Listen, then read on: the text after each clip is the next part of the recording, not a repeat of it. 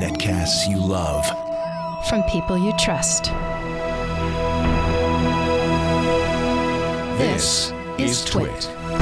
Bandwidth for All About Android is provided by CacheFly at CacheFly.com. This episode of All About Android is brought to you by Braintree. If you're working on a mobile app and searching for the right payments API, check out the Braintree V.0 SDK. With one simple integration, you get every way to pay. To learn more and to try out the sandbox, go to braintreepayments.com/Android.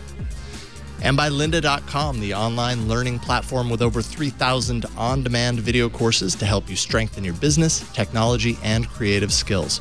For a free 10-day trial, visit lynda.com/allaboutandroid. That's lynda.com/allaboutandroid. And by LegalZoom, if you're looking to get a trademark, copyright, or provisional patent application and more, LegalZoom can help you get started the right way. LegalZoom is not a law firm, but can connect you with an independent attorney. Visit LegalZoom.com and use offer code AAA in the referral box at checkout this month for your special discount.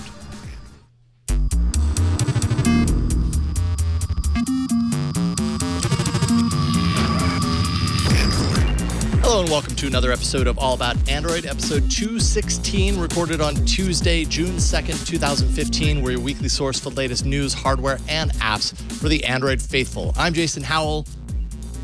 I'm Gina Trapani. Yeah, there we go. Hi. Okay. I wasn't sure if I was going to have to be like, I'm not Ron Richards, because people would expect Ron to be here. Ron is not. He's vacationing in the Bahamas right now. What a jerk.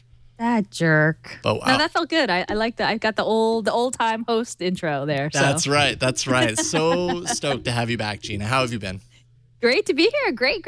I can't wait to hear all about Google I/O. I'm so sad not to be there. I can't wait to talk it all over tonight. Yeah, you were saying that this was your first in 4 years. So you went 4 years, and so this would have been the 5th year, but you didn't go this year, right? You Right. actually did coverage for Twit during the keynote. Mm-hmm. Yes. Yeah, I was in studio. It was weird. It was weird not being in the room. Totally different vibe. Just not quite as exciting because you're not like in that room with that giant wraparound screen and stuff, but still very exciting. Even sitting home watching the stream. So it was fun. Right on. We are also joined by just another awesome individual, Russell Ivanovic of Shifty Jelly. You may know Shifty Jelly. You probably do, because you might actually enjoy your podcast through Pocket Casts. I hope so. Yeah. And Pocket Casts. This guy's kind of like a big part of that. So there you go. How are you doing, I can Russell? also be Ron Richards if you want. Okay. Can I try an American accent on you? Yes, I would love that. I'm Ron Richards. That's the best I've got, sorry. That's good. I'm not sure I've ever seen Ron Richards wear a cowboy hat. But if he ever did, that would really work well. Right. It's great to have you here in the studio. You're in town for I/O, and we've got some cool stuff to talk about there, as far as one of the reasons why, anyways. And then you've extended your time, like you're just enjoying California. And yeah, I used to play the racing game. You know, we'd race to the post and you get time extension, and then you just keep going. So yeah, I'm here for another few weeks. I'm jealous. That sounds nice. Cool. Well, we obviously have a lot to talk about this week. This is the post Google I/O episode where we go into detail on everything that was announced. We, as opposed to other shows that cover Android in general, we have had almost a week to think about it. So it may be old news, but we can hopefully bring a little bit of extra context, and that's what time gives you. So that's what we're going to do today. Android M, VR, Brillo, Google Now on tap, Android Pay, Google Photos, the evolution of material design, Cloud Test Lab for developers. So much awesome news at Google I/O this year, and we'll get into that in a second here. But before we do, it's our favorite time of the month, and that would be Android distribution numbers, which have posted. Lollipop finally in the double digits now at 12.4%. Excuse me. Jelly Bean 33.4%, and Kit Kat still reigning supreme at 39.2%. So there we have it. Woo. Just in time, just when a new version of Android is announced. Isn't that always the case? It's a little sad. Lollipop gets into the double digits. Oh, it's sad. I think I was seeing earlier that, is it true that no version, no single digit, like single version number has ever been 50%?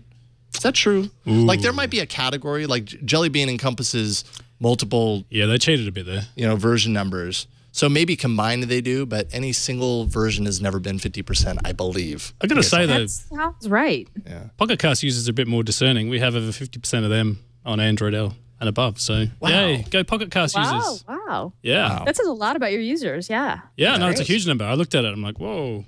No kidding. Okay, well, it's nice to have Lollipop in the double digits, and I imagine it's going to be quite a while before we ever, well, it will be, because there is no actual official version of M. We don't even know what the dessert is called yet. But hey, we got to do it.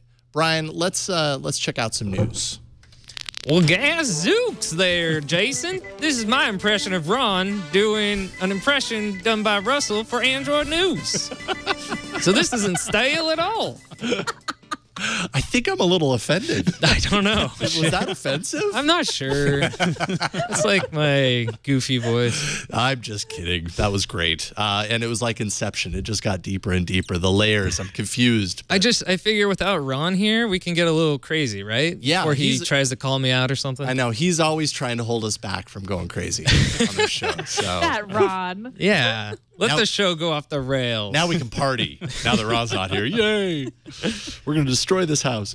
Okay, so we might as well start with, I think, the particular piece of news that is probably closest to any Android enthusiast's heart, and that is the next version of Android. We knew going into Google I/O that Android M was going to be announced in some fashion, and sure enough, they did what they did last year with Lollipop. They unveiled a developer preview for Android M. They don't have a dessert name for it yet, so we have plenty of months with which to come up with our own. Let's see here. It's going to receive monthly updates, so that's the big difference this time. That's actually, I think, a great difference because Lollipop developer update happened, and then you got no update whatsoever, so it was as buggy and crashy and crazy to run, a few months later as it was when they first announced it. Yeah, that's going to make a big difference. I remember last year we filed a lot of bugs, and they kept telling us, yeah, we fixed that, we fixed that, we fixed this. And I'm like, where's the build this is coming in? They're like, So at least now we'll get regular builds. I mean, that's... Yeah, and you can kind of see the fruits of that. Yeah. Of those bugs being submitted and everything. Okay, so here are some big features. I think these are probably my favorites anyways, and if you guys have some that you want to add on to whatever, just let me know. Permissions management, we kind of knew this was coming, and actually this is... Some people have been kind of afraid of this, but I think that Google's probably doing it the right way, which is they're giving developers a way to gracefully kind of... I don't know what the right word is, but basically fail, gracefully fail if somebody decides to cut off a certain permission for an app that might normally render it, somewhat useless or break the app. So a developer can actually program it in. If you're on M and you're developing an app, you can say if a user deactivates location, this is what we do, or this is the toast message that we present to them to make sure and communicate that it's not going to work properly, or maybe the operation of the app is treated differently. So I think they did that right. Google Now on tap, which we're going to talk about in a second. Low power doze mode, and we knew going in that there were going to be some battery, some emphasis on battery, and this is part of that. Doze mode is actually basically kind of like a deeper sleep that happens when your device is just kind of laying on a table for a certain number, of hours, essentially. So I could leave my device on, or my tablet or whatever. I think what this kind of correlates to is, I know the iPad has great standby. Yeah. Right? You could leave that on a table and come back to it a week later and it's still got all this juice left and everything. I don't know if you could say that about Android tablets right now. No, I don't think you can. And I think this is going to be a big help. Google actually says that it can extend standby by 100%. So that's great. Something that was maybe a little bit under the radar but totally related is app standby. And this is on a per app basis. It's kind of like Greenify, right? Everybody's heard about, or maybe you have, maybe you haven't. It's a root level app called Greenify that allows you to basically put processes on apps that you're not using anymore, or rogue apps or whatever, put those processes to bed essentially so that they don't wreck your battery life. And app standby kind of does this as part of Android M out of the box. And that, I think, is going to be a big... I'm surprised they didn't make a big deal about that, because I think that's a big deal. Yeah, definitely is. I mean, as someone who uses an Android phone day to day, like, yeah, you can just have one app go rogue on you and, you know, steal all your battery. It's nice to know that, you know, that could be a thing of the past. Yeah. Modified volume control. So volume is treated differently. You know, we've gotten used to what we've seen on Lollipop. I can show you real quick here. I just did a volume down there. We're back to, does that look familiar? This new feature may look very familiar because it looks like it used to. You can keep going down and it goes into this alarms only mode. So it's taking probably some of the better approach, the better features from Lollipop and integrating them into here while still giving you control over all of your volumes, which, this is like one of my favorites. Just in using it, it's been great. Not having to like go into YouTube and then hit play and then pause and then volume down because that's how you get the media, the volume controls. Now I can just get it before I launch YouTube or whatever the case may be. App deep linking. And I think some people were a little bit afraid of this one as well. Basically, certain apps... And Gina or Russell, either of you can kind of correct me on my understanding on this because I'm not sure that I understand exactly how it's doing it. But essentially, if you install an app, let's say, and it's a camera app, you know, and you install like 5 of them, every time you launch the camera, you know, an app, it's going to say, oh, do you want to launch your camera or do you want to launch this other app that you've now installed that you know, is also of the camera category? This would avoid that by allowing you to set kind of like a default for the category. Is that right? Something along those lines? Yeah, I mean, I think it's a way to associate links with apps, but then also have those sites verify that, right? So like a Yelp.com link, for example, like Yelp is gonna, and correct me if I'm wrong on this, but Yelp is gonna like have a special file on their site that says, yes, we are Yelp and this is our app. And it's sort of this like verified linking of the service saying, yes, this is our app. And then you would, open up, say, the Yelp app automatically. So you wouldn't have that list of apps, the always, just once, right? There's tons of choices, particularly for things that have lots of different apps. That's my understanding. My understanding is that apps are going to open and the flow is going to be smoother with fewer choices. By default, with the ability to change those choices if you want to. So in the case of, say, you want to use a custom Twitter client, I believe that that's totally possible to do, but the default behavior would be to use the default Twitter client. Does that make sense? I think that makes perfect sense. I think the fear that some people were having is that it would make it more difficult for third-party developers of third-party apps for services like Twitter that have an official app or whatever. Like it would make their app suddenly, less accessible in a default way. And I think Google has done some things to address that, though I don't exactly understand. It definitely seemed like they're privileging the official apps. That was my first thought, was like, oh, and they use Twitter as an example, which is such a sensitive subject, right? Like Twitter third-party apps is such a sensitive subject. So to give Twitter yet another way to assert no other clients exist, just use our default app, is kind of like, what a bummer. And for something like podcast clients, like that's a pretty wide open field, although you really do want Pocket Casts. So there's definitely that issue. So I'm interested to see how this plays out. But I do think that the general idea, which is like, don't present a user with this scrolling menu and to always just once buttons, do that as less than Android is now. That's good user experience. That's an improvement. I agree. Completely agree. Android Pay.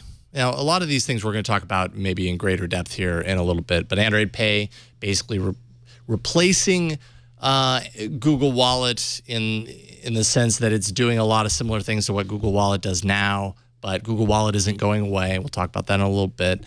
Fingerprint support, so fingerprint SDK built in, though there aren't any real devices to tap into this support at the moment. I'm imagining the next Nexus probably will. Yeah. Just a hunch.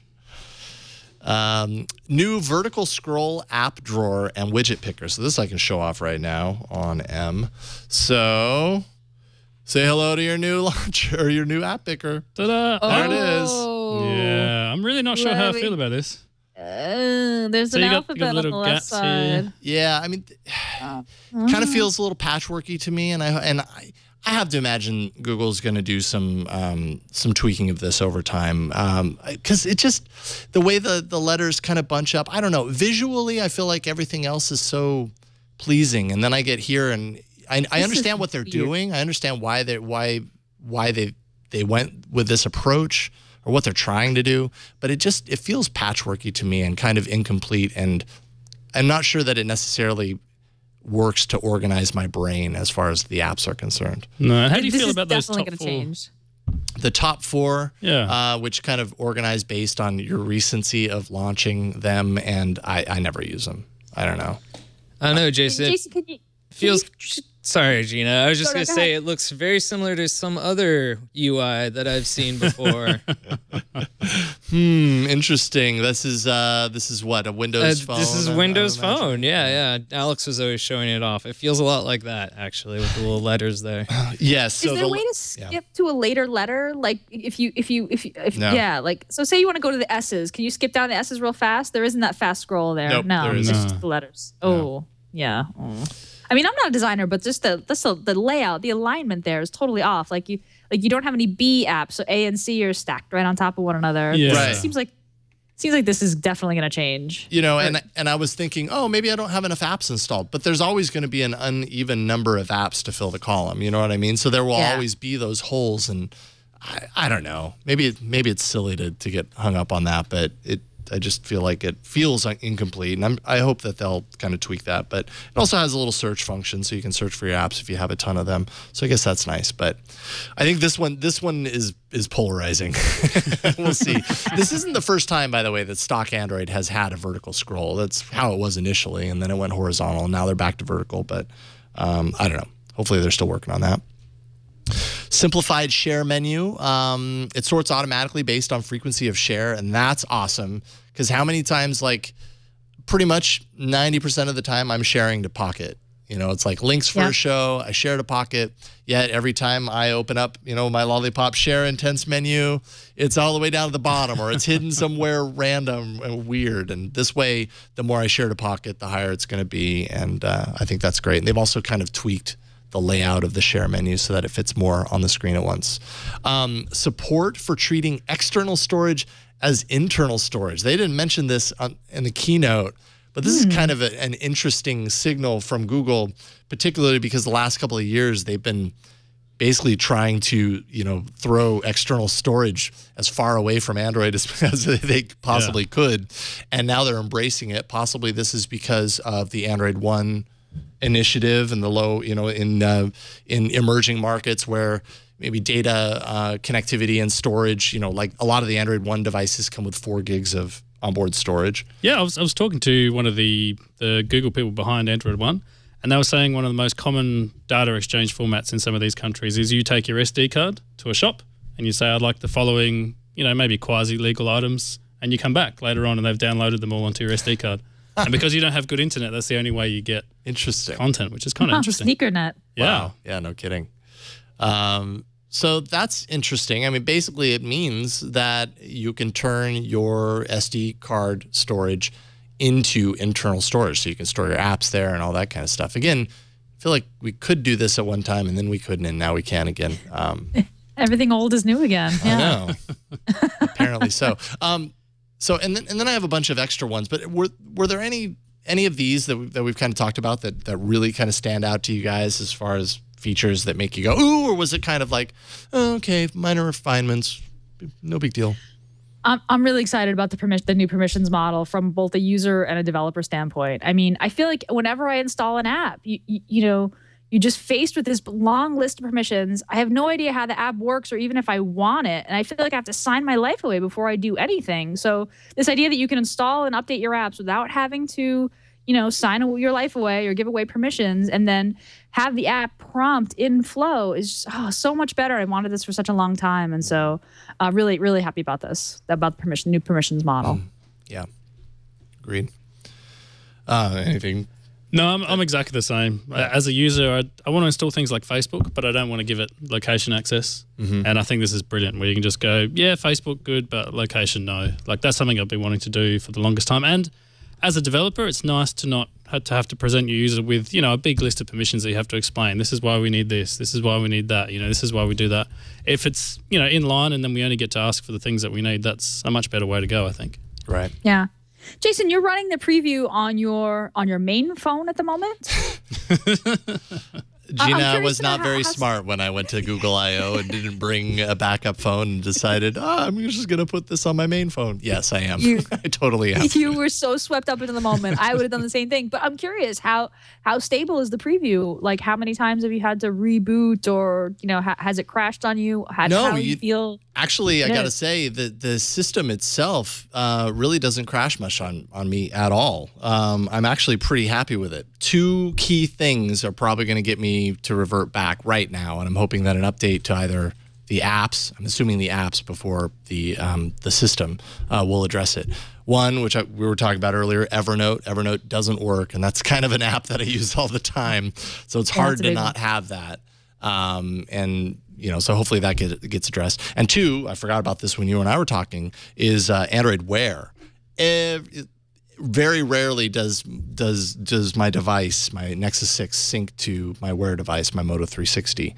Right now, it's totally they're disconnected. Look at that. The cloud disconnected, basically. And no, that's a bummer. And a lot of times, like, I'll go onto my phone to run Android Wear, the app, to like check into it, and it'll either crash or it'll just say Moto 360 connecting up there, and it just never changes.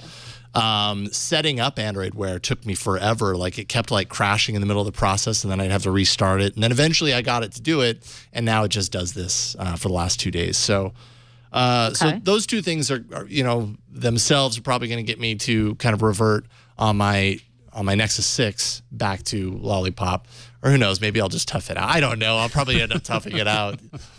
It's hard for me to not be on the latest if it's there. And honestly, I will say that for by and large, the M developer preview is way more stable than the L developer preview was. Yeah, that's what I was going to ask. And does it feel significantly better than Lollipop for you? I think the changes are subtle. Some of the other things that we haven't kind of talked about. There's a theme in options. Let's see here. You go to developer option. Because it looks fairly similar to Lollipop. Theme, so it has a dark theme. A lot of people have wanted a dark theme, which really, I mean, for the most part, only affects the system UI in the settings and stuff like that. Yeah, I mean, it looks very much like Lollipop. Absolutely. Yeah, there aren't a whole lot of changes as far as the look and feel of things. There's a way that you can activate moving around these elements on the screen, but if you try and do it here, I don't have it activated right now, but if you try and do it, it actually crashes the system. And that, that's an experimental thing that's kind of going on anyways. So you probably don't want to do it until it's solid, obviously. But yeah, it's very close to Lollipop. If I go to the lock screen here, how about I get rid of my notifications? So yeah, I mean, notifications and lock screen look very similar. Yeah, the lock screen has just a kind of a little bit of a subtle kind of change there. But and also on the lock screen, instead of having your phone shortcut here, it's the voice action. Oh, that's interesting. So it's just voice. Because, we probably all use our phones more to Google than to call people, right? Yeah, no, it's true. Or at least they want that. Yeah, they hope for that anyways. So, from a visible standpoint, M doesn't appear to be, it is nothing close to Lollipop as far as like, check out, your new version of Android is completely different from anything you're used to. It's small tweaks to enhance Lollipop, to be better than it was before. That's pretty much all it is. And I'm also excited about the fingerprint support, but you need hardware for that, right? Yep, so you do. Yeah, absolutely. Sorry, Russell, I didn't mean to. No, that's all right. We got the Skype lag, but I think as a developer and a user, that's really what I wanted to see from Google I/O. I didn't want some massive radical change after we just had a big radical change and some refinements, to something that I think looks very nice and maybe has a few rough edges is really nice. Cool. So there we go. Oh, Chrome custom tabs is another big feature that I know developers are kind of getting excited about. It's basically apps running on Chrome that you can kind of tailor to your own experience, and they gain access to things like autofill, sign in, and stuff like that from Chrome. So I don't know. Is that something that interests you as a developer? Does that apply to you, Gina? Yeah, I like that a lot. So I mean, so it's basically smart web views. So if you want to open up a web page inside your app, but when you do that, you're signed in. And I really like the example that they gave. I think the example was Pinterest. Like, so if you opened up a link in that custom, web view, you get the full Chrome. You logged in to Pinterest, for example, and they put a little button. I mean, you could basically do like bookmarklets. That's like pin this. I mean, that's really, really nice. That just takes a lot of that kind of functionality off the shoulders of developers. Sure. So you want to be able to leverage all the things that Chrome can do in app, and that makes it really easy. Yeah. Cool. So that is M. Spent 20 minutes on M. Oh my goodness. This episode always throws me for a loop when we get into it. Thankfully, we have a fluid the last part of the show is totally fluid. Like, so we've got stories we can get rid of because I think I/O is the big deal. So we're going to focus pretty much this entire episode on I/O, and then of course the arena. So let's talk a little bit about Google Now and kind of the announcement there, Gina. Yeah, I mean, this was a really big announcement. This was something, the one thing about M that I was like, whoa, what just happened? And that's Google Now on Tap. So this is going to be a new feature in M. Now, Jason, are you seeing Now on Tap on the developer preview, or it hasn't rolled out yet? Oh, I'll show you what you get with Now on Tap. Hold on, I gotta do my password. So, let me. Okay. So Now on Tap is this new feature. You're in any app. You long press the home button, and there you go. Okay. Yeah, so and it gives you Google Now. Yeah, basically what you're seeing here is the fact that it's implemented in the way that you can activate it, but the actual service is not running, so you can't use it. I've been told it's not in this build at all. Right. Like there's only that one. So it gives you it shows you what that control will do. Like holding down home will actually give you a response, but it's just basically saying it's not in there. And it's possible that this won't even hit any of the developer previews, that you will only see this when M releases officially. Yeah. Right. That makes sense. This is really powerful stuff. I mean, going to Google Now you have to swipe over to the left or summons it, and it takes over your whole screen.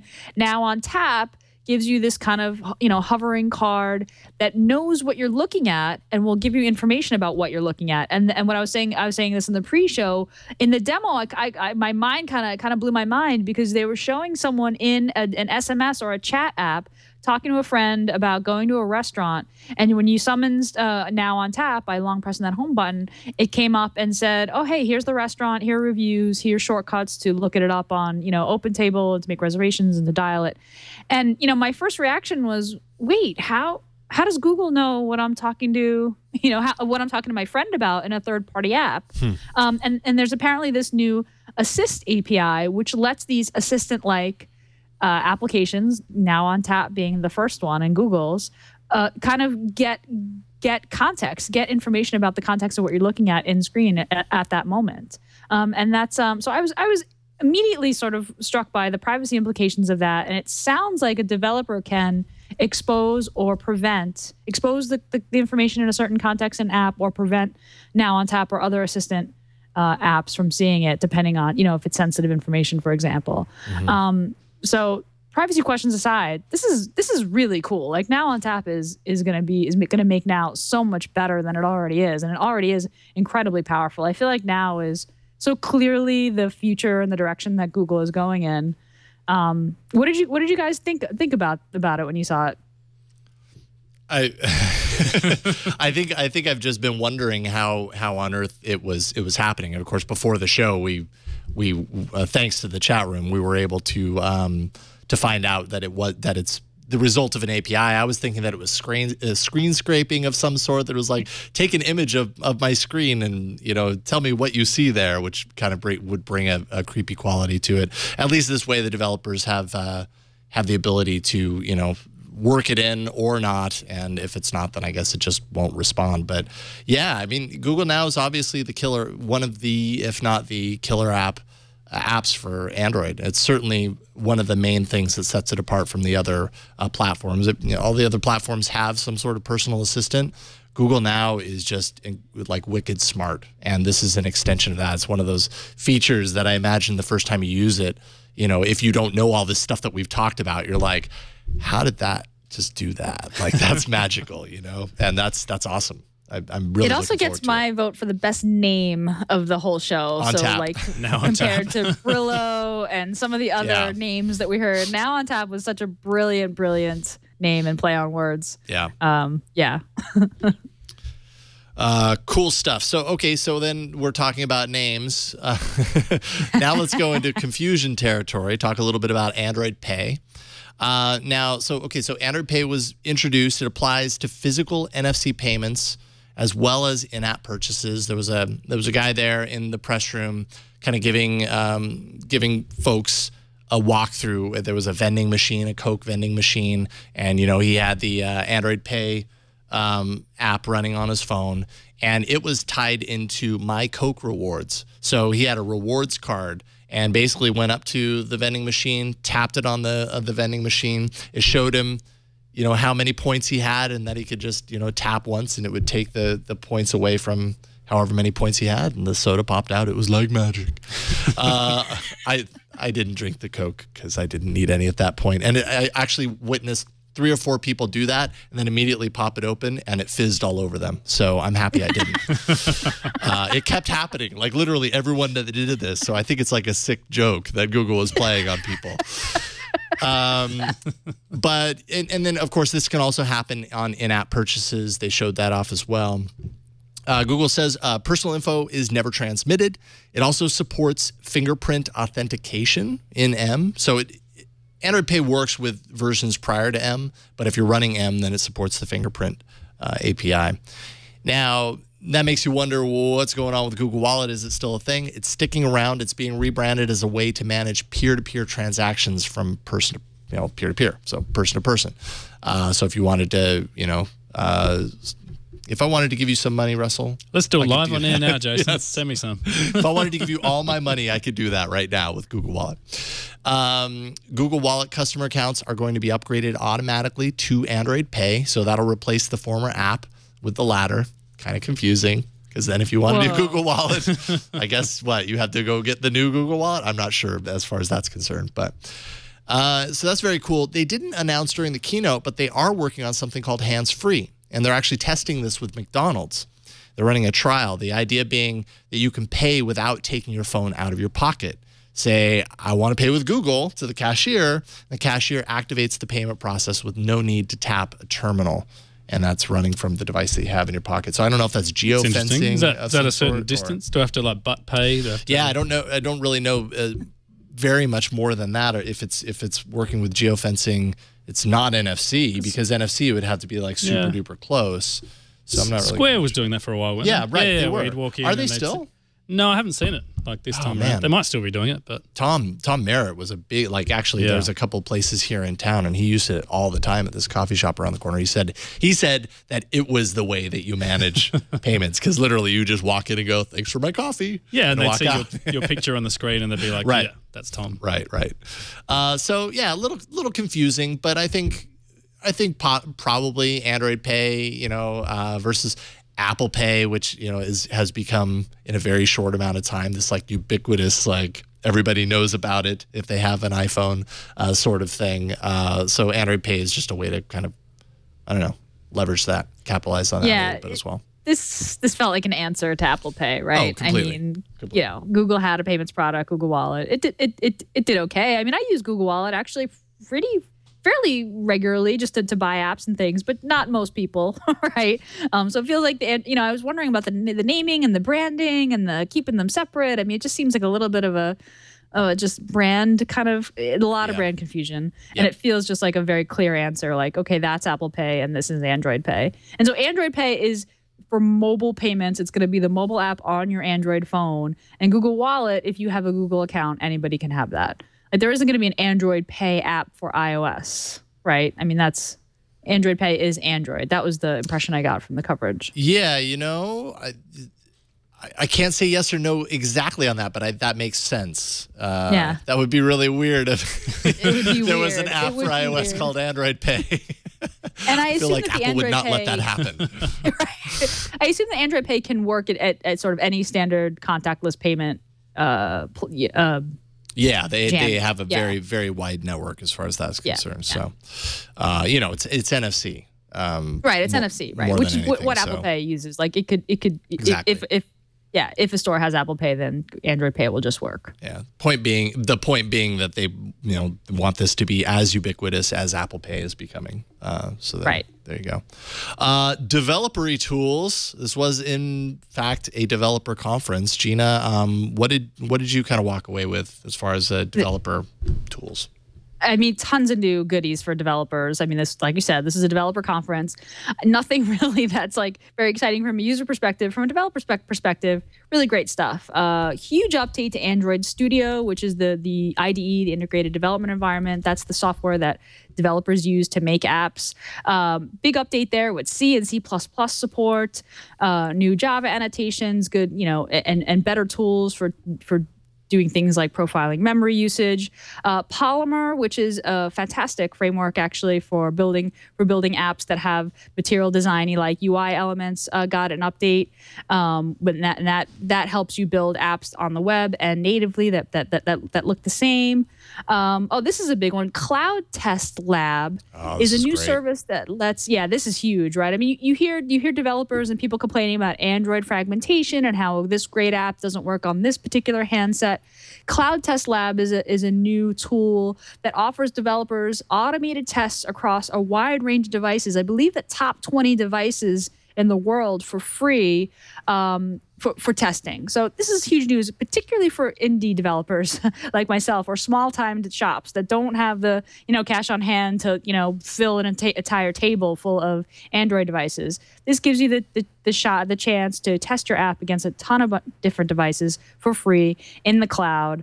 And when it crashes, you get the log and you get the video and you get to see exactly what happened, and then you can fix your app. So that's a Cloud Test Lab was a big one for me. I think that was a big takeaway that made me. I've been kind of remiss. I haven't done a whole lot of updates on my Android app, but this kind of really inspired me. I was like, I got to dig into all this new stuff.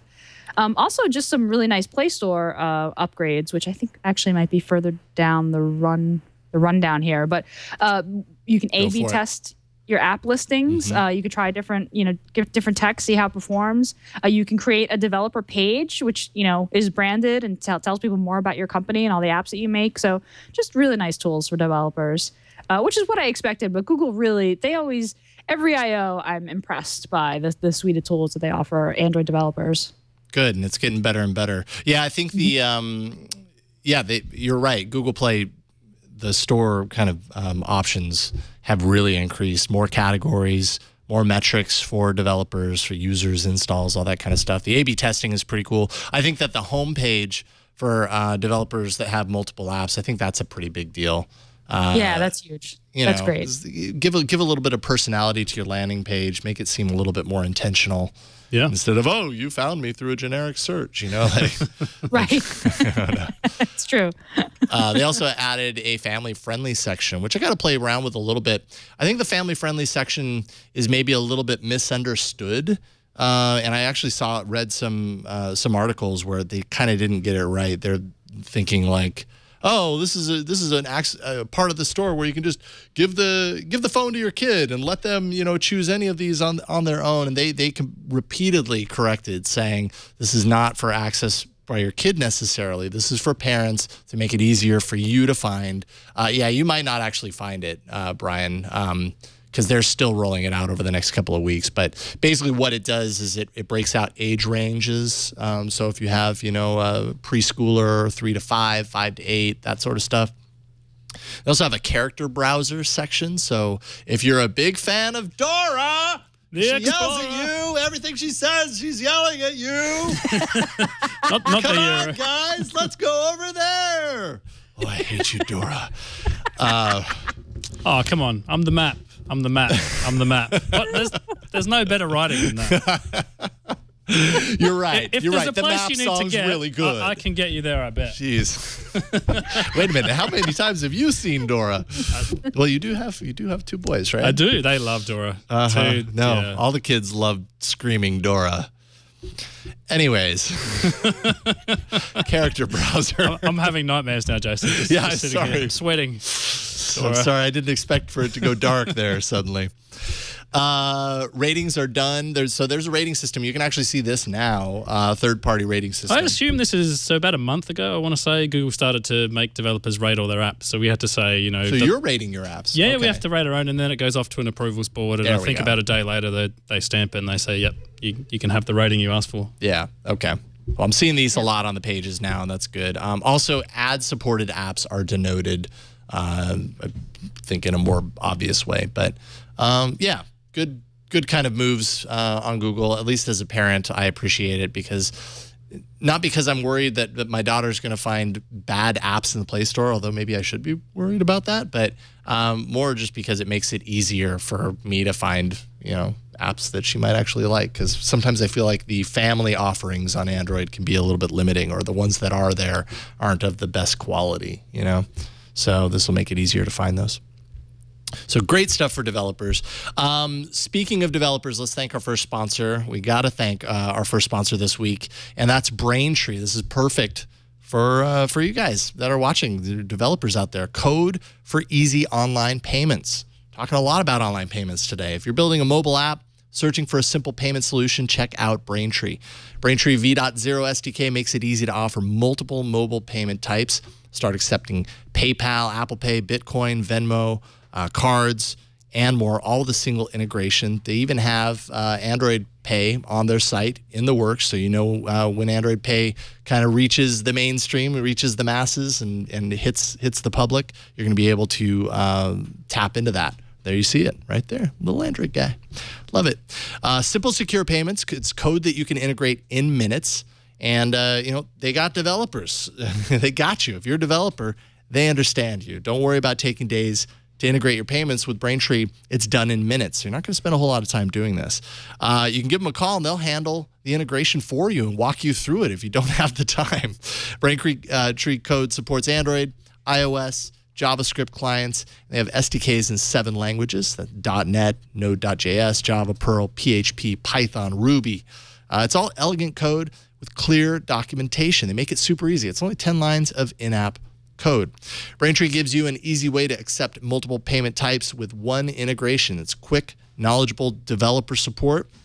If you happen to have any questions, you can start accepting Apple Pay, PayPal, Bitcoin, Venmo, cards, and whatever is next, Android Pay, all with a single integration. With the Braintree V.0 SDK, one small snippet of code, and you're set up in less than 10 minutes. To learn more and for your first $50,000 in transactions fee-free, all you got to do is go to braintreepayments.com/Android to check it out for yourself. Get on the bus. Check out braintreepayments.com/Android. And we thank Braintree for their support of All About Android. All right, so no bumper. You don't need to come up with a new thing, because we're just going to continue with the I.O. stuff. It's okay. Stand down, Brian. Stand down. I was all ready. Okay, it's play good the to bumper. go. I don't know what bumper we would play. All right. What would we play? Well, it would have been more news. Yeah, I suppose more news. I can do the accent for you again. You ready for it, Russell? Yes, I think Russell needs to do this one. I have no idea what this is about, but we're going to cross to Jason. Whoa, was that Ron? That was Ron. Ron Richards. I didn't realize we had a recording of Ron doing the Android news intro. That was really weird. Oh, that was so old. Yeah. Should we get rid of that one? No, the lollipop? keep it because it's still it's technically still current. Mm-hmm. But I'll have to figure out a song around M. Well, we don't know what it is, so it's hard to make a song. And we really don't know what it is. And they were they had milkshakes and they were messing with you, right? Like there was Milky Way, a little bit of a Milky Way, yes, teas. That's right. We didn't talk about the milkshake. No. We didn't talk about how Android brought the milkshake to the yard. Brought the milkshake to the yard. On an Android Wear watch on stage.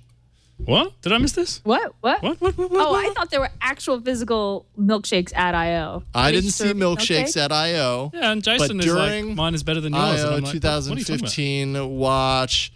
Oh, let's see if my Google foo.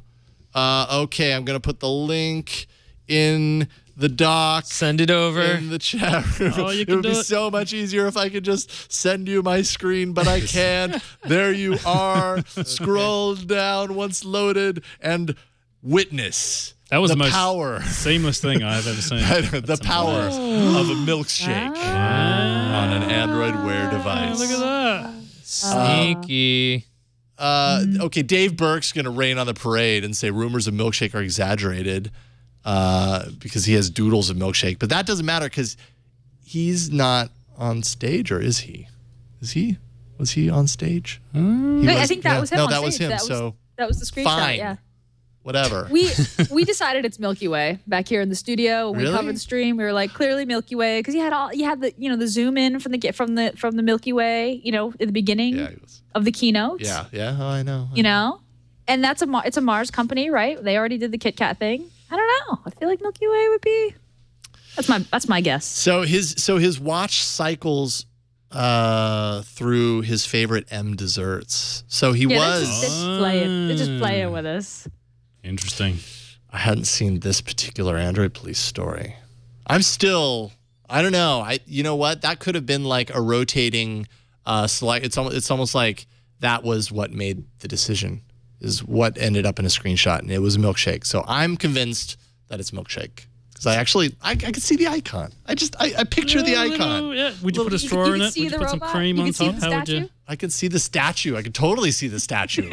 I could see it in my mind's eye. And I could see the first episode of All About Android when it is milkshake, where we all have milkshakes that we're drinking. Oh, I like it. Yeah. All right. I'm on Team Milkshake. All right. It didn't take much. Place your bets, everyone. Place your Milkshake for bets. life. Dave Burke, I believe in you. Make it so. Make it milkshake.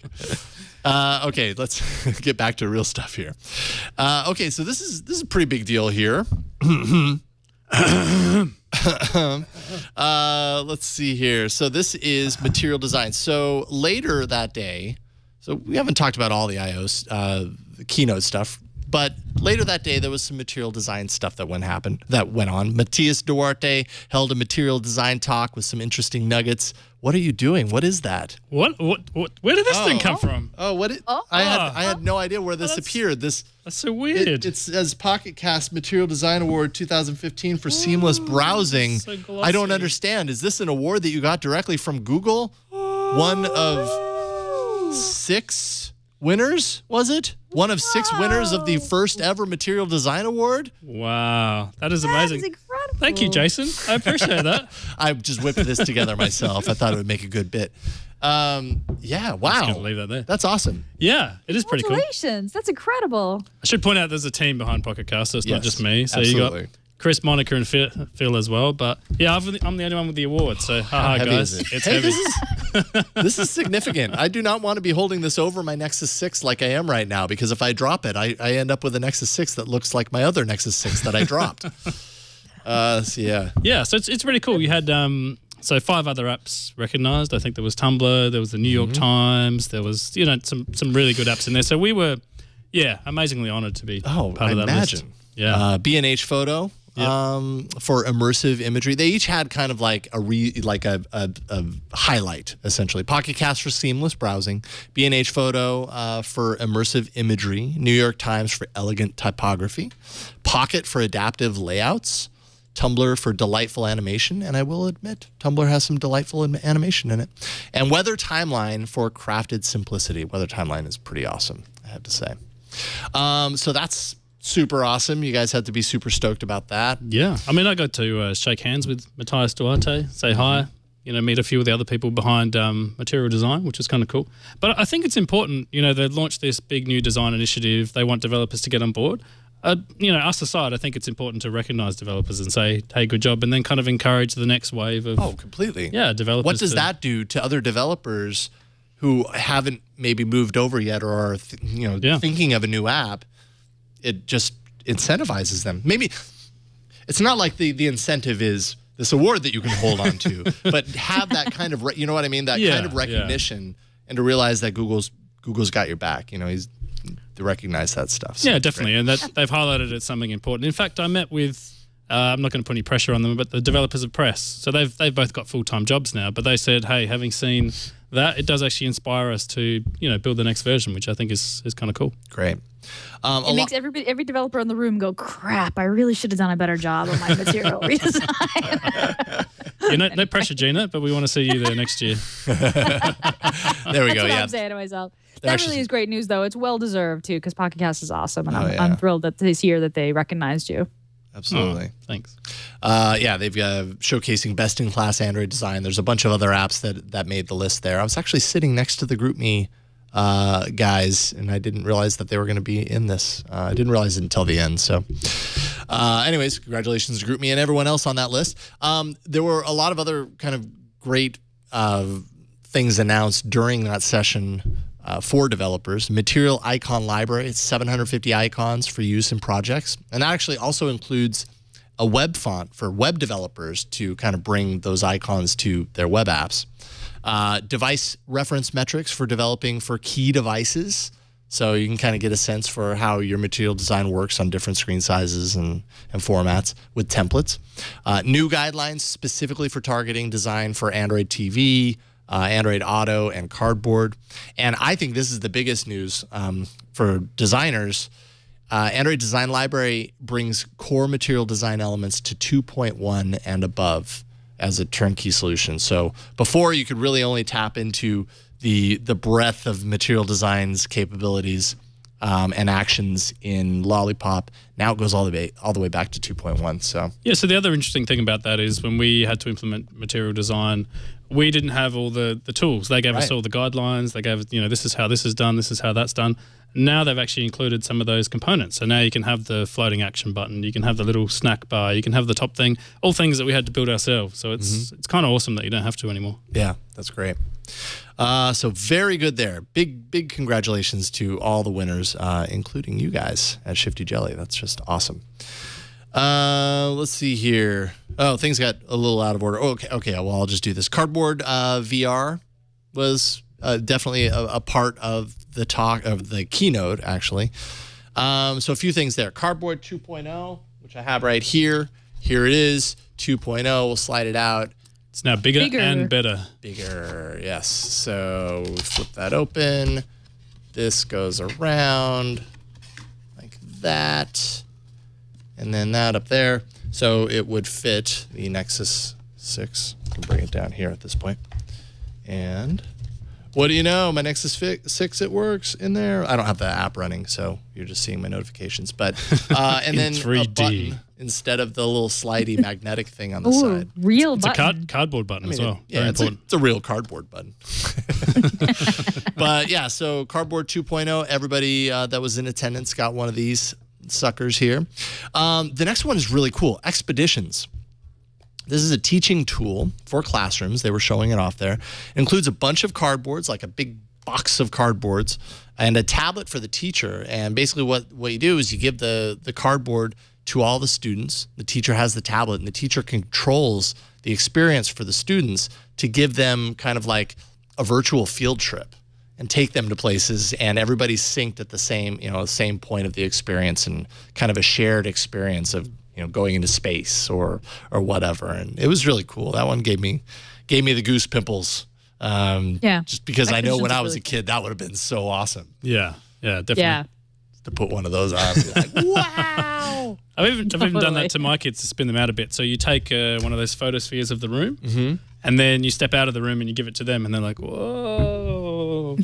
Yeah. It's really cool. Of the same room that they're in? Yeah, the same room that they're in. It just blows their minds. What if I could make you invisible? They're like, where did you go? I'm like, I'm right here. And now, how are you going to create content for something like this and for the VR platform in general? That is Jump, which is a platform for VR creation. They say there's three components to the platform. One is a camera, and actually GoPro, Google teamed up with GoPro to do the Jump Array. It's the first product of this type for this project. And got to take a look at that. It was very cool, very interesting looking. It's like, 16 GoPro cameras around the base. And then in the middle, you can mount, a microphone so you can get directional audio and stuff. Yeah, this was actually the demo that I saw when I checked it out for myself. And I think in general, my complaint with VR right now is just the resolution aspect. It's really hard for me to get over that. Like, it looks good here, but then when you put the VR on, yeah, definitely. And having really big pixels, having worn an Oculus Rift, which I believe is higher resolution, that's definitely more immersive. I will say the only thing going for cardboard is that it doesn't feel as nauseating because you feel like you're holding it to your face, and the resolution's not that's great. true. So don't find I get sick as fast with that. But yeah, it definitely needs some tweaking. So it's the camera. The second component is the assembler, which is the software that'll essentially stitch all those 16 cameras, the feeds together. And that's actually pretty amazing because when you think about stitching these cameras together and anything that we've done before, there's a lot of inaccuracies. The lines don't line up all the time and everything. But the software that they're using to do this is really, really smart. And it ends up being a situation where you don't really see the seams. And it's super, seamless. And then C, the player. And guess where you're going to get all this awesome content? I wonder what's a Google property that allows you to watch lots of video. There was some place you could view your tubes, where you could view the tubes. Yeah, they should really do that. Yeah, beginning this summer on YouTube, support for jump video. And YouTube's top makers will get first access to the hardware. I wonder who might be one of those people. Marquez Brownlee in 3D. That'd be amazing. I imagine his reviews will suddenly be in full 3D. That'd be amazing. So I don't know. VR stuff got me definitely intrigued. I don't know if it was like the jump that I was expecting. Well, I got to say, you're sitting in the keynote and they've done all these, there's screens that just go around the whole thing that wrap around. They're doing all these, virtual reality type things. There's depth there. And suddenly we're all sitting there going, any second now they're going to bring out, some amazing headset, Oculus Rift style. And then they bring out cardboard version 2, which is nice. But I got to say, they really ramped it up for something much bigger. And I wouldn't be surprised if this is just the first step in, a few years down the track, they have something, bigger and better. That's kind of how I feel too. I was thrown off a little bit because I got to the keynote right when it was about to start. So I was like sitting in the nosebleeds. I was in the very back row, far right corner, which is fine. I mean, they had all those screens and everything. You could see everything. It didn't matter where you sat. But when I was coming in, there was nobody out in the main hall. And at the cardboard booth was lined up all of these plastic VR goggles with head mounts and stuff. And I was like, holy crap, they're gonna do it. And I thought for sure it was like I got this. I called it. It's gonna happen. It didn't happen. It didn't happen. So I suck. I love cardboard though. I gotta tell we've talked about this before. It's just the fact that it's sort of whimsical and quirky and weird and cheap, but kind of fun to put together, makes me forgive it. Those crazy Oculus headset things or strapped to your head, and I don't know, they just seem, I'm just so much less interested in using them. So I was kind of glad that it was cardboard V2 and kind of amazing, that this thing that was just sort of a toss-off joke, actually became a thing. It felt like this 20% project, that's got, a huge future ahead of it, which I like. Yeah, I would agree with you though, Russell. I think right now we're seeing, they're still kind of playing around with it. In a year or two is when it's going to be kind of like the big deal. This is all stepping stones for I do hope over the next couple of years as VR kind of finds its home. You know what I mean? Actually, to what Gina said, I do hope they stick with having it on the phone, because having worn an Oculus, there's about 5 cables coming out of your head and there's this thing. If they can somehow bring that experience to just slide your phone into something, that would be amazing. So Yeah. Let's see. Gina, Google Cast, of which we hardly heard anything. We didn't hear much, but we heard a little, right? We found out that, a little bit. We found out that Google sold 17 million units, so Chromecast units, since the launch. There have been 1.5 billion cast button touches. I'm responsible for a few hundred of those myself. I'm a big Chromecast fan. And there's a few Google Cast API updates. So the Chromecast is the device, but the Cast API is the API that lets devices talk to it. A few new updates. Remote display, so you can actually use the TV that your Chromecast is plugged into as a second screen. So imagine using your phone as a control, as a game control, and the TV showing the game. That's kind of cool. An API change that allows for playlists. So for you to queue up the next thing to play on your Chromecast while the first thing is playing, which could help with any sort of slowness or stuttering on a slow network. And finally, a game manager API. this means that and Jason, I want to ask you more about this. I'm not sure if I completely understand, but this means that the Chromecast can receive and send messages and state changes from multiple devices or from multiple users, so it makes it kind of a multiplayer gaming platform. Exactly. Is that right? Okay. Yeah, that's pretty much what I understood about that. Is that it becomes kind of like a multiplayer console essentially.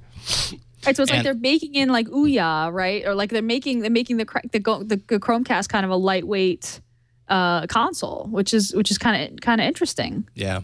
From what I understand, of course, last week on our predictions, we were thinking that you'd need another. They're totally going to announce a follow up to Chromecast in order to do this kind of stuff. Apparently, they're not.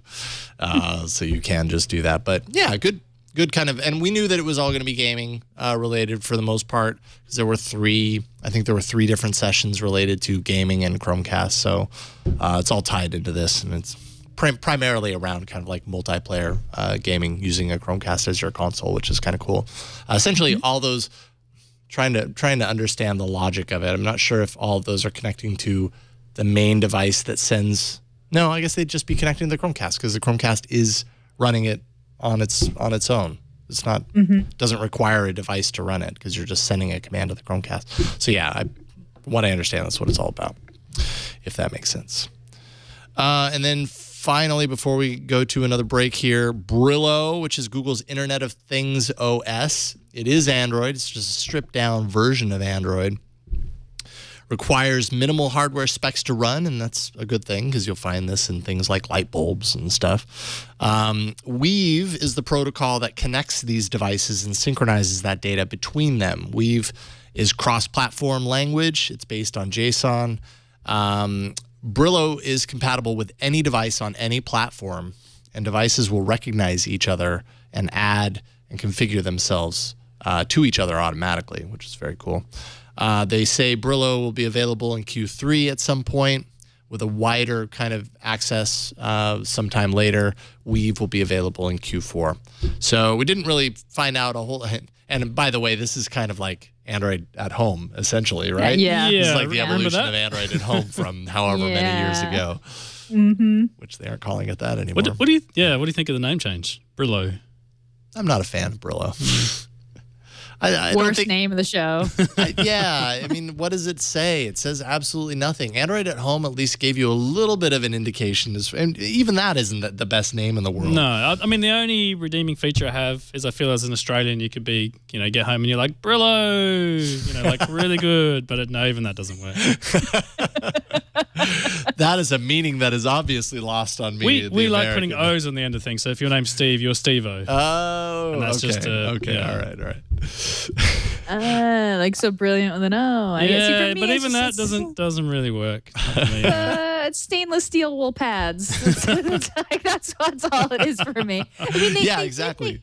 They right? I mean, they did make a point of saying like the Internet of Things isn't just for the home; it's for farms and garages, and I mean, they kind of were pushing the whole like, oh, we're going outside of the home.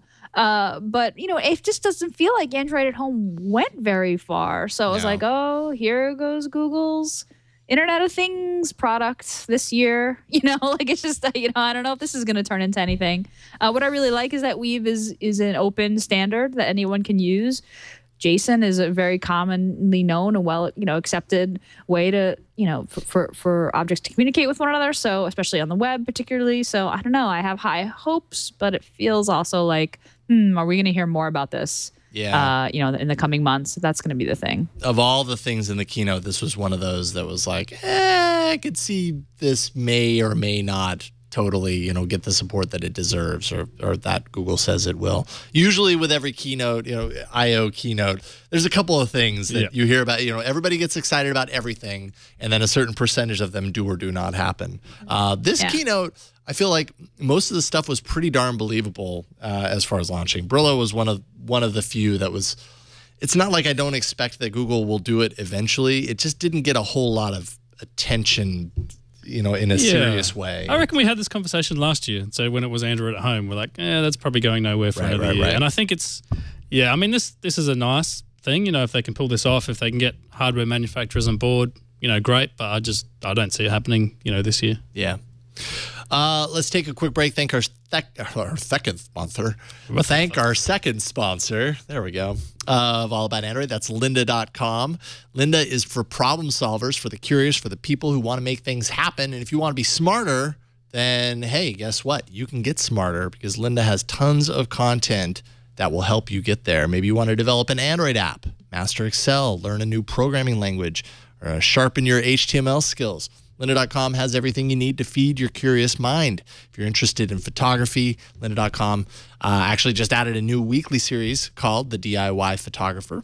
And, you know, in the first installment, you're shown how to make your own macro lens for a few dollars. There are also new courses on exploring photography, exposure and dynamic range, creating panoramas with Lightroom, Lightroom 6, Lightroom CC Essential Training. We haven't talked in this show yet about Google Photos, but they have a getting started with Google Photos. Lynda's super quick at taking these new announcements up and running with Google Photos is the one that I saw. They take these new announcements and new software, and they get a walkthrough of it up right away, so you don't have to spend your time learning as you go, just like fumbling around with the app or the software. You can just watch the Lynda course and know all about it inside and out. And obviously, in this case, Lynda did not disappoint right there with Google Photos, not even a week later. You watch and learn from top experts who are passionate about teaching, and there's thousands of video courses that you can watch on demand. You can learn basically on your own schedule, on your own pace. Courses are structured so you can watch them from start to finish or consume them in bite-sized pieces if you want to. You can browse each course transcript, and that's super easy. A super easy way to jump to a particular point inside the video. If you're searching for an answer, you can skip right to that point. You can take notes as you go. You can download tutorials and watch them on the go, including access on your Android or iOS device. And you can create and save playlists of courses that you want to watch to customize your learning path, share with friends, colleagues, and team members. Your lynda.com membership gives you unlimited access to training on hundreds of topics, all for one flat rate. Whether you're looking to become an expert, you're passionate about a hobby, or you just want to learn something new, I want you to check out lynda.com/allaboutandroid and sign up for your free 10-day trial. That's lynda.com/allaboutandroid, and we thank them for their support of this show and the Twit Network. All right, rounding up the Google I/O stuff. Wow, so much stuff. Gina, this one is a big deal. I don't know if you played around with this. Tell us all about Google Photos. I have. So this was the big consumer, regular person, non-developer launch announcement of the whole show, which was a new Google Photos app separate from Google+, separated from Google+, which actually the Photos app was separate, but this really takes photos out of Google+ and into a standalone app. Unlimited storage. That's the bomb they dropped. Not terabytes, unlimited, free unlimited storage. And that's for 1080p video and 16 megapixel images. You get 15 gigabytes for full resolution images. This thing is awesome. It's got dynamic search capabilities, so you can search by date, location, faces, and subject. So you can say, show me pictures of a dog, show me pictures of the snowstorm in 2008, show me all the pictures of my kid. There's face recognition that goes on. The auto categorization that it did in my photos, I instantaneously, I uploaded all my photos right away. It does a really good job of recognizing people, places, and things. It's got a new feature called an assistant, which is basically does auto awesome. If you use Google+, you know what auto awesome does. The assistant creates auto awesome photos, collages, animated GIFs, movies, and panoramas, and will say to you, hey, you've got a new auto awesome, a new story, a new collage. Do you want to check it out? And then you get the option to save it or not.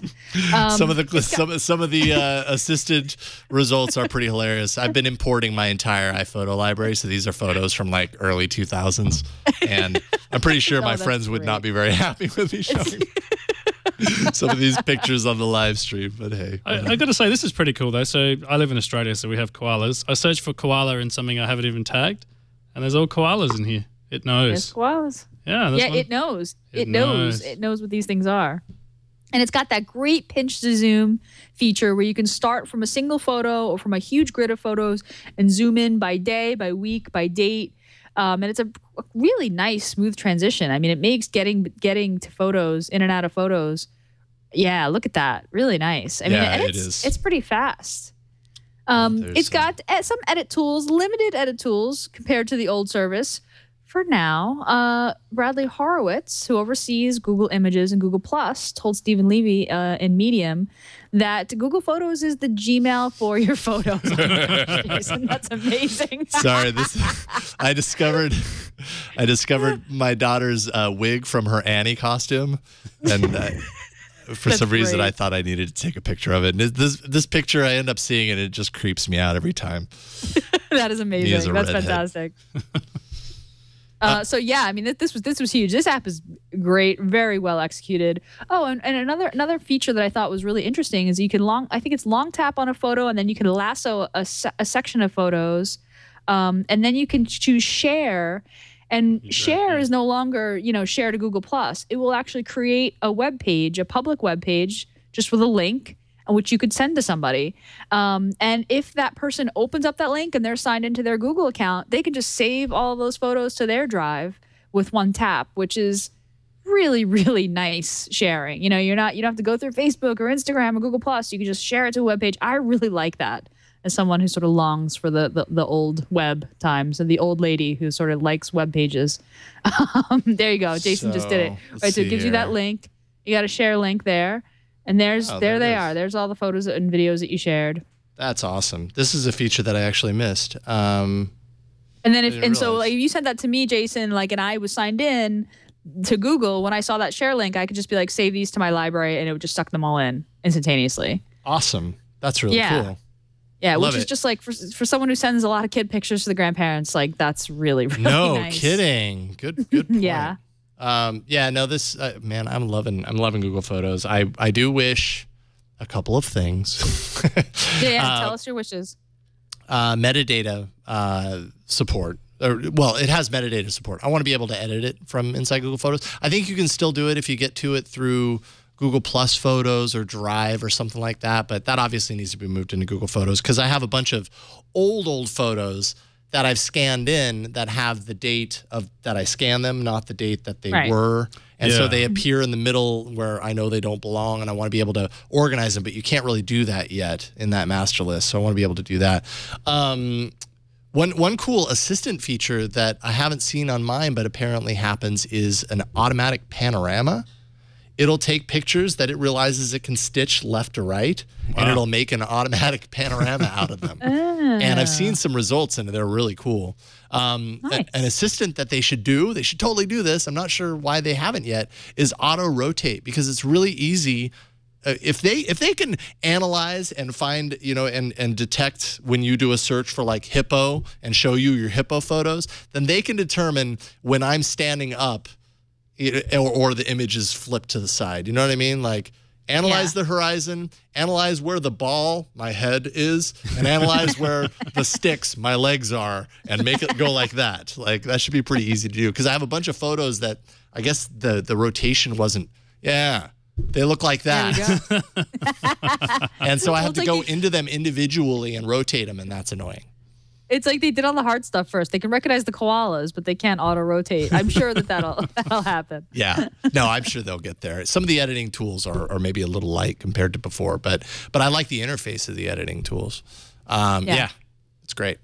Yeah, Google Photos was great. And that's on iOS as well. So it was iOS and Android, big launch, free unlimited storage right there. It was like everybody was downloading that instantaneously. Even my colleagues who are pretty diehard iOS users were like, oh yeah, got it. It's, like downloaded it, started uploading their photos right away. So that was a good launch, good product, good launch. Hard to deny the power of unlimited. And I mean, unlimited, like pretty large photos, 16 megapixels is what it downscales to if your photos are larger than that. And that's pretty ample for most people, I'd say. Yeah, that's what the S6 takes. And I think a few other flagship phones do as well. Yeah, and 1080p for your videos. So very awesome. Okay, we gotta bust through this. But probably one of my favorite parts of I/O was the ATAP session. This is where they showed kind of ATAP is Google's kind of experimental division. They do crazy things. They ask themselves, why something doesn't exist, and then they try and make it exist. Did you sit into this session? Yes. It was amazing. I was sitting in there, and I was kind of blown away the entire time. 4 of the things that I loved from this. Project Jacquard, and I think I have B-roll for this for you, Brian. Project Jacquard, it's conductive yarns. You can weave these into on any industrial loom, essentially, so you can create anything out of it, like clothes or couch, fabric or whatever. Interactive textiles that allow you to do things like control your lights on your couch, like on the armrest of your couch, or swipe your phone from your sleeve, which is kind of what this is. And those yarns are actually conductive, so they detect your touch, and I'm tapping it right here, and that'll pause the player and unpause it. And then I have a hard time swiping it at first because I didn't realize I need to do the full length of it, but then I eventually get there. But yeah, so super cool. I don't know if or when we'll see this, but on like all sorts of clothes. But they have a deal with Levi's Strauss right now, so that's kind of neat. Project Soli, which is designed to make interactivity with small screens like your wearables easier. So basically what it is, you're the wearable. It's a tiny radar sensor that detects hand movements in the air above it. And it's super accurate. Like you could do little motions with your fingers and it would, I'm doing kind of exaggerated motions in this video to kind of show you the different information that's being recognized, but you could do tiny little motions and it would pick up those motions. So you could quite literally play the world's smallest violin with your finger in the air. You could do this, and you could probably play a violin with Soli. Very neat. And their goal there is that as wearables get smaller, it's harder to interact with them. So why not make the interactivity be on your finger instead of having to try and tap the little tiny display. Project Vault, the next 2 are security related. Project Vault, it's a micro SD device that bypasses the OS that it's running in, that it's plugged into, to connect to another vault wirelessly with a high level of security. It's a direct connection. There's NFC on board, the antenna for that, ARM processor, and a suite, they say, of cryptographic services. System simply thinks it's a generic storage device. So it plugs into your micro SD, but it still allows you to access that information using your device in a very encrypted sort of way. And then finally, they are developing an authentication system that they say is 10 times more secure than fingerprints. Instead of using a PIN or a password, your device actually analyzes your usage patterns to determine if you are who you say you are.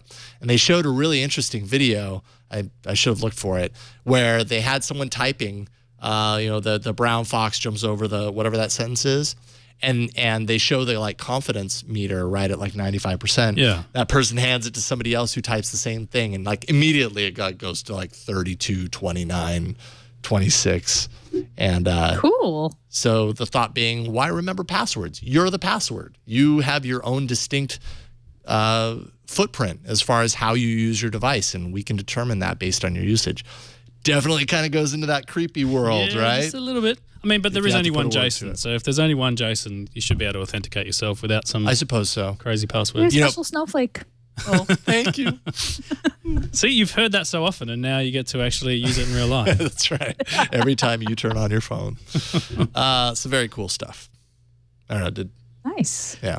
It also won for the loudest demo in the whole place. They had 360 surround sound screens, and I felt like I was going to vibrate off the chair and fall onto the ground at one point. Because they have the spotlight stories, and they have the new spotlight story is a loud, action-packed, running away from the big, monster sort of thing. And yeah, you felt like you were in an IMAX theater or something. Definitely. All right, let's wrap this up. Gina, what you got? Oh, we got, they made an announcement for all of you who aspiring Android developers, Google made an announcement that they're teaming up with Udacity to create an Android development Nanodegree. This is basically 6 courses intended to give seasoned developers the opportunity to brush up on all the skills they need to potentially get hired by Google itself. This is a pretty, they're calling it a Nanodegree. This is a pretty serious course. I looked into it, and it's definitely a commitment, but you at the end, you're a hireable Android developer. the course videos are included, and there's a bunch of projects you have to complete. It costs $200 a month, and it's supposed to take you about 9 to 12 months if you put in 10 hours a week. So this is like a serious amount of time and effort. But at the end, you get an official certificate of completion and some mentor support. And of course, you can go at your own pace, and it's an online course, so you do it when you have time. And I guess at the end of the year, Google's going to invite a few, of course, people who finished the course up to Mountain View for a summit. But this is cool. I mean, this is really cool. You can't. It's not really like they say on the site. This isn't 0 to hero. You have to have some programming experience to get started with this. But if you have that, and they actually have a nice little assessment, like kind of a questionnaire to be like, is this right for me? But if you make it through and it looks good, I mean, I'm tempted. I was like, oh, I want to see this material. This looks really good. So, well, you can actually access that material without paying the $200. From what I understand, the way Udacity works is that you can access the videos, the $200 for free. The $200 gets you the official certification when you're done, so you get officially certified, and access to Udacity for support along the way, as far as like help and all that kind of stuff. So that's even better. Yeah, it's one of those situations where like the information's out there, you literally have access to it. If you spend some money, you can do the more official route. But from what I understand, you don't need to spend $200 a month to get access to this. And that's still very cool. It still ends up making you pretty smart. So yeah, tremendous resource for sure. Absolutely. And finally, and believe me, I'm sure we missed things, but finally, Google announced new functionality for Maps, something that we've been waiting a long time for, and a very requested offline support that applies to browsing of maps and turn-by-turn navigation. So it still does require the user to save that journey in the app, like do a search for that journey prior to going offline. But what's different is you could before set a specific area for offline. But if my memory is correct, you still couldn't do things like do a search within that map for things like restaurants and ratings, and turn-by-turn navigation might not work in the same way from that map if you didn't activate it before it went offline. So there's a few things that this kind of brings you for the offline world. And I think initially, did they say that this was kind of designed for like the Android One? Yeah, I believe they said that. I mean, yeah, the fact that it gets place marks and reviews and all that sort of thing. They didn't really show how it works though. No, like, they just said this is what it can do. What it can do. But I don't know if there's a button or it just knows you're going somewhere and it downloads that. Well, I mean, that's the thing. Like from what I was reading, you kind of have to save that journey into the app prior to going offline. Okay. So you have to tell the app that you're interested in that area. So it's I guess in some ways it's similar to the geographical area method that we've had before, but maybe a little more flexible. It's certainly more flexible when you're like searching for a restaurant within that region, and it gives you the result and the phone number and the rating and some reviews and stuff like that, and you're offline. Like, how is that even possible without storing hundreds of gigs of information on your device? I don't even know, but very interesting. And then YouTube will also be getting a wider rollout of offline playback support. So this is interesting because I fought a lot against this for a long time, like downloading YouTube videos and being able to view them offline. So it'd be nice for them to actually do it, officially, rather than banning 25 apps a week that do that unofficially. It'd be cool. Excellent. All right. Hey, before we get into the arena and battle with a few apps, let's thank our final sponsor of today's episode, and that is LegalZoom. Big fan of LegalZoom. Used LegalZoom for years on my own. Once we had kids, I used LegalZoom to get our will and testament done about 5 years ago. And if you are the next world famous entrepreneur, maybe you don't know yet, I mean, you want to be, maybe you don't care about fame, you just want to help people, whatever your motivation, if you're an innovator, it's easy to launch your dream this month with LegalZoom. You can incorporate or form an LLC to start your business. You can register your trademark to protect your products and services. You can apply for a patent to secure your invention. Over the past decade, LegalZoom has helped more than 1 million people just like you turn your ideas into reality. Go to LegalZoom.com today and you can get started on your own. They can even help if you have a great idea, but you're not sure where to begin. Since they're not a law firm You can get advice from LegalZoom's network of independent attorneys in most states. That means you can get the guidance you need to get your great ideas off the ground. Legal help is here. You can make the smart choice for your business at LegalZoom.com today. And don't forget to enter AAA in the referral box at checkout this month for your special discount. That's LegalZoom.com, promo code AAA. Tell them that you heard about it on All About Android. That's all you got to do, and you'll get a discount. We thank LegalZoom for their support of All About Android. And now we've traveled through the trenches of Google I/O, only to emerge with 3 great apps that we want to show you in the arena. So many enter, but only one lives. Android Arena. Whew, I feel like we've already talked so much. Oh, yeah, I know. Jason, you really did the lion's share of this show. Thank you for being such a brave steward of of Google I/O news. I woke fortitude. I woke up with a raspy voice this morning. I was like, I will not get sick. Not before the I/O episode is done. You did amazing. It was a lot of news to get through. Yeah, no, that was a lot. My goodness. Yeah, you did well. I mean, not only is Jason the standard interchange format for data around the world, but you also got through that whole. Let me tell you, it's really confusing having the same name as a language, and then working at a technology company where people talk about it all the time. Just send it to me and Jason, and you're like, well, just leave me alone. Don't touch me. Yeah, even the new website redesign is there's a lot of Jason that goes on. There's a lot of Jason. Yeah, probably my favorite thing to work with is Jason. I just find Jason really easy to work with. And it's so easy to consume. Yeah. You can never get enough. Yeah, it is easy to consume, Jason. So there you go. I accept most of that confusion. I'm not sure about the consumption. XML. That's true. You'd have a really bad rap. I'd have other issues if my name was XML. Last week, let's take a look. AAApoll.com/215 was last week's episode. And, oh boy, ES File Explorer blew it away with 51% of the votes. This was in a 5-horse race, by the way. So ES File Explorer, obviously the big winner. Periscope second at 14%. Form Watch Face, at least it came middle of the road, 13%. Plunder Brothers at 12%, and Randomly Remind Me by Ron, 10%. So if Ron was here, he would be the loser and he would be going first. He's still the loser because he's on a beach somewhere. That jerk. Yeah. I am the loser. I'm so sorry to hear it. Is what he would have said if he was here. Sorry. Oh, totally. I appreciate you filling his shoes and impersonating him so accurately because I feel like he's sitting right next to me.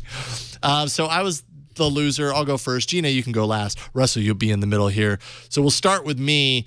So this was actually sent in from a fan of the shows here. Jorge submitted his app. He developed an app called App Hunt. He said he developed it to fix the problems of the Play Store for finding new apps. And I always love a good app that's designed to help you discover new stuff. This is actually a mix, he says, between Reddit and Product Hunt. It actually has a total Product Hunt vibe to it, right? You sign in with your Google Plus account, and you can kind of go through on a monthly basis. So what we're looking at right now is we're looking at the front page. This is kind of like everything that's trending right now, as you can see, and obviously at the very, very top is photos. We'll go ahead and go into photos. One thing I really like about this app, it's got some really nice animations to it, right? Everything kind of that's nice. Kind of nice morphs transition. on and shifts around. So it's material design done with a definite sense as far as like adding in some of those visual flares and kind of giving it a kind of a fluid movement sort of experience. So you can access any of these apps through here. I voted for photos because I thought, of course I love photos. I think photos is great. If you want to add a comment to the apps that are displayed here, like I did down here, I'm totally digging this app. Then you can, and if you like a particular comment, sure, you can thumbs up and all that kind of stuff. So it has a little bit of that kind of social aspect of something like Product Hunt, something like Reddit. And the more votes an app gets, the higher it ends up. Unclouded has been on the show before. That's great. Maybe possibly Ron has heard of Webcomics Reader, and if he hasn't, he'll probably feature it on a future episode of All About Android. But, it's app discovery. A lot, some of these you will have heard of before. Some of them are going to be new. Some are apps you've heard of before, but maybe they got a really good revision, really good update that brings new functionality, and suddenly everybody's all jazzed about it again. You can take a look in the history here. Top pass. This is May because we just ended May, and of course Photos was announced at the very end of May. But there you go. Nova Launcher is there, of course, because it got the big L update, material design update a few weeks ago. You can go back. I think it goes back as far as March, maybe. Yeah, I think March because it's a relatively new app, so you can kind of see. There's this app called Pocket Casts. I can't vote for ones. Because it's in the past. Yeah, too bad. Dude, you're living in the past, bro. Here, let's see if maybe it's over here. No, it's all right. I did like this animation. Did you see that when you went to the top? Ready? Ooh. Yeah, it's cool. Oh, flying. Yeah, so, and then, of course, you can add a new one if you want to share an app. It takes a look at all the apps that you have installed, and you can easily share from there. So, I could go... Rules. There's some rules. You should probably read these, Jason. Yeah, I got it. Lawyers are not going to like that. Don't get me wrong. I'm going to share this for the purposes of the show. I'm going to go like this though, and then I will share it later. Okay. So, anyways, it's called App Hunt. I think specifically, you probably want to look for the whole name just to be safe. It's called App Hunt Discover New Apps, and it's a relatively new, low install app. And even for a low install base, it has really good engagement. I've noticed a lot of people kind of pitching in. Definitely good action as far as ratings are concerned in the Play Store. It's 5,000 to 10,000 installs right now, and who doesn't love another way to discover new apps that you may not have heard of before? So there it is. It's called App Hunt Discover New Apps, and you should check it out. And it's free.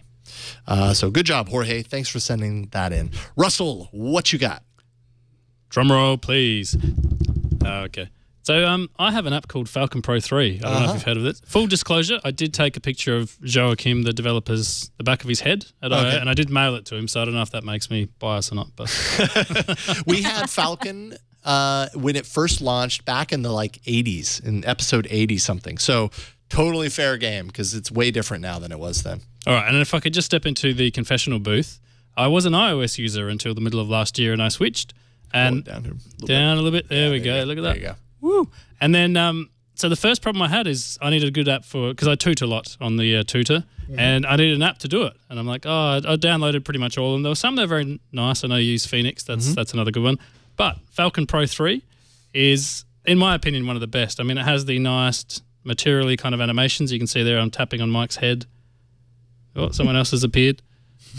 Yeah, it has the nice sort of his picture goes up there type thing. It's really fast. So if I want to bring up a conversation, I just tap on it, and if there's any replies, they're right there. All the media loads in line. So as you see as I scroll, if anyone's put a nice picture in there, like I did before, it's all there.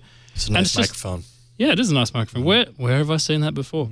And it's really quick. If you want to compose a tweet, it's really quick. Like if you want to tweet this picture that I took with Gina, I can be like, and it does people searching, so I can be like at Gina Trapani, and she should come up if I can spell her name. Yeah, there we go. It is awesome. Aww. Yeah, and if we put a dot in there like that, look, we can live tweet this out. Oh, wow. It's nice. Yeah, it's cool because it gives you your recent pictures in there, so you don't have to go hunting around for pictures and things. I like that a lot. It's really well done. So it's a nice material app. The design is really nice. It's got this column concept where you can create as many columns as you want. So I've got one for timeline. I've got one for mentions. You can add any of these other things into their own column. And yeah, it's just a really nice Twitter app. I like it. It's not free. I think it's $4.99 per account. Because obviously as a developer, he's got a limit of, I think, 100,000 tokens that he can actually... That's the challenge, right? We've talked on the show in the past about why would a developer want to develop for something like Twitter where you have a limited number of tokens? Well, that's how you do it. Hey, if you like my app, you're going to have to pay for the token. Yeah, basically. And I mean, it's not cheap, but I think it's definitely worth it. I mean, this is probably the most used app on my phone. So. And I think that's a big reason why I personally, I'm a big Twitter user. I will pay more for a Twitter app because I use it all the time. Yeah. If it's a good Twitter app and I love it, I'll pay more for it. Awesome. So that is Falcon Pro 3. Great use of material design. And completely agree. Good stuff there. I didn't see the picture of, is it Joaquim or? I don't know if it's Joaquim or Joaquim. I'm not sure. I didn't see the picture of the back of his head. I thought it's in my Twitter stream. Okay, I'll have to look for that. We'll find it later. I'm sure it's exciting. Okay, and Gina, I have your app installed, which I am a fan of. I will show it off while you talk about it. Oh, right on. Cool. So yeah, my pick this week is Layout from Instagram Collage. Yes, that is the entire title because of Play Store, you gotta put all the words in the title. So look, I love the Google Photos app. I love Auto Awesome. I love collages. I think that the Auto Awesome collages are okay, but I really like making my own collages. And I also think that Instagram is still like the best way to share photos. It's my preferred way to share photos. So Layout from Instagram basically helps you make and customize collages on your phone. And it's really, really nice. I think many an episode ago, I featured Diptych, which does something similar. Layout from Instagram is just a very, very, very smooth experience. So it's totally free. You install it and you get to choose any number of photos you want to create a collage. Your photos are kind of divvied up into sections, just faces, any folder on your device, and recent photos. And oh, Jason, that is so cute. Is that one of your daughters? So cute.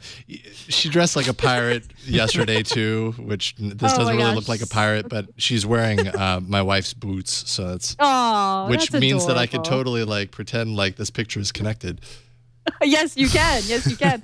Well, this is what I really like about Layout is that so you choose the collage layout that you want, but then you can change. You can adjust the size of the tiles. You can zoom in and out on photos inside the tiles. You can move any of the lines up and down. So if you want one tile to be, taller or wider or shorter, it's just got a lot of nice customization options, which you can't do with when Auto Awesome makes you a collage. You get the collage and that's it. Mm-hmm.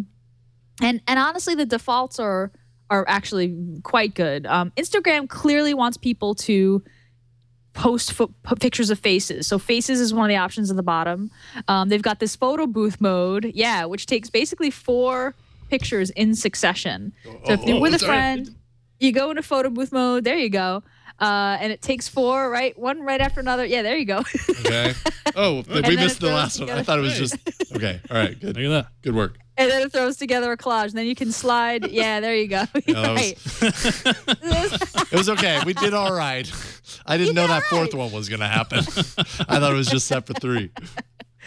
So yeah, no, that's great. So you get to take goofy selfies with your friends, and then when you're done, you tap save. It just saves to your gallery, and then you can share. I mean, it's made by Instagram, so Instagram is the first option to share. All the collages are square, so they're ready to be shared on Instagram. But you can also share to Facebook, or just use the share menu and share to any app on your phone that accepts photos. So yeah, I like it a lot because it's smoother and faster than something like Diptych, and it's more customizable than Google Photos, and it's just got that really nice. I got beef with Instagram because they're so iOS focused, but I gotta tell you, they make apps that are just so smooth and nice, and they're just such good user experiences. I had to share this one because I've been really digging this one, and I took I did a collage of my daughter that's up on my Instagram. You can if you want to check it out, it's at Instagram and Gina Trapani. Nice, they shared it on Google Plus. Sure, why not? I got to show off the power of the app, Power of the app. Thank you. So that's Layout from Instagram Collage. Yeah, I like that it shows you kind of like the starting point up here. Although it's really hard to know that. There's the one I did. Things. But yeah. Thanks, Bryan. Oh, look at that! Wow, so grown up. I know. Yeah, she's got her Jackie O glasses on. Awesome. Oh, that's just me being that's my Instagram stream. I'm not much of a photographer, but I do really enjoy using Instagram. There's a lot of arty folk. I have to remind myself to use Instagram. I always forget. Yeah. I am. Cool. I love that app. It's Layout from Instagram. It took me a while to play around with the photo booth aspect, but that ended up becoming my favorite part of the app. It's because it's silly and stupid, but it's nice to have it there. So that's Layout from Instagram. There's Falcon Pro 3. And then App Hunt. You can check out, you can search for your favorite. Let me go ahead and publish this URL. AAA. One of these days I'm going to get this right. I'm going to actually remember at the right time to do this. AAApoll.com/216 should be live right now. AAApoll.com/216. And place a vote. Let us know which is your favorite app this week. App Hunt, Layout, or Falcon Pro. Looks right now, there's a few votes, but Layout is on top. And we'll see where this ends up.